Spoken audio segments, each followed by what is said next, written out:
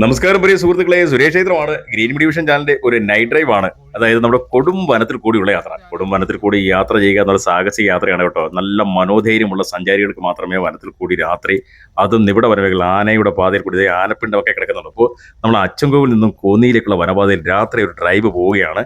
ഒരു താറ് ജീപ്പിലാണ് പോകുന്നത്. അതുകൊണ്ട് നമ്മൾ കുറച്ച് സേഫാണ്.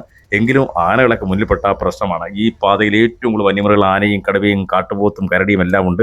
ആനപ്പിണ്ടം ഇങ്ങനെ ഇട്ട് പോയിരിക്കുകയാണ് കേട്ടോ. ഞാനും എൻ്റെ അനിയൻ ജിഷും അനിയത്തി മറിയക്കുട്ടിയും കൂടാണ് യാത്ര. അവരുടെ താറിലാണ് ഞങ്ങൾ യാത്ര. എന്നാലും ഞങ്ങൾ വരുന്ന വഴിക്ക് കുറച്ച് ആനകളെയും കാട്ടികളെയും എല്ലാം ഷൂട്ട് ചെയ്തിട്ടാണ് വരുന്നത്. പക്ഷേ കുറച്ച് രാത്രിയായി, ലേറ്റായാണ് ഞങ്ങൾ ഈ പാതയിലേക്ക് കയറിയത്.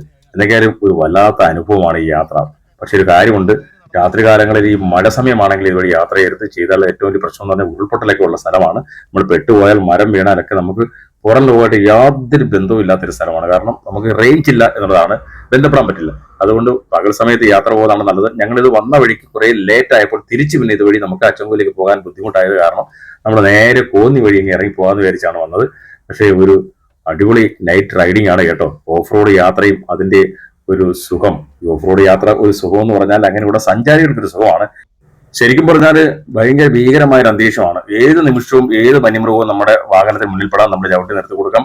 ചിലപ്പോൾ റിവേഴ്സ് എടുക്കാനൊക്കെ ശ്രമിച്ചു കഴിഞ്ഞാൽ അപകടമാണ്. അതുകൊണ്ട് യാത്രയിൽ വളരെ ശ്രദ്ധിച്ച് വേണം യാത്ര ചെയ്യാൻ. ഇതൊക്കെ താറ് വാഹനമൊക്കെ ആകുമ്പോൾ കുറച്ചൊക്കെ നമുക്ക് സേഫ് ആണെങ്കിൽ തന്നെയും ഈ രാത്രിയിൽ ആനയൊക്കെ മുന്നിൽപ്പെട്ടാൽ പണിയായി പോകും.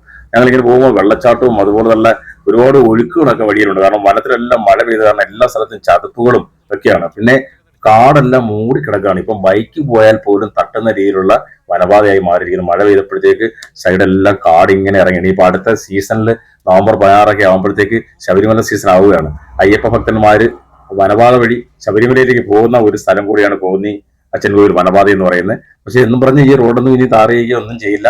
ആ യാത്ര ഒരു ദുർഘടമായ പാതയിൽ കൂടി തന്നെയാണ് ശബരിമലയ്ക്ക് അവർ പോകുന്നത് എന്നുള്ളതാണ് അതിന്റെ പ്രത്യേകത. അതെ, രാത്രി ചതുപ്പിൽ കൂടിയാണ് യാത്ര. ഇത് ഉരുൾപൊട്ടിയതാണ്. 2-3 ദിവസം മുമ്പ് ഉരുൾപൊട്ടൽ എന്തൊക്കെയോ മരമൊക്കെ ഒലിച്ചു വന്ന് ചതുപ്പായി മാറി.